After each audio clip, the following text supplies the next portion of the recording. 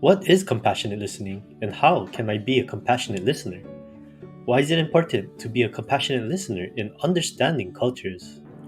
Learning about compassionate listening helps you connect with others in an emotional and deeper level of building relationships and a bond of unity. Being a compassionate listener is a tool that helps us understand what a person is experiencing with a sense of openness, patience, and emotional fortitude. Compassionate listening refers to the ability to listen to another's grief or pain in a way that will reduce his or her feelings of sorrow. By listening and understanding a person's suffering in an accepting and non judgmental way, we can ultimately help this person begin to heal through self reflection and therefore embodies the skills of both the sender and the receiver.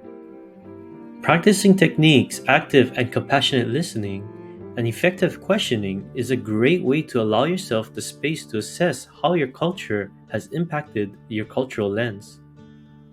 Getting in touch with your biases and privileges will also help your professional development as you consider the type of mental health profession you want to be.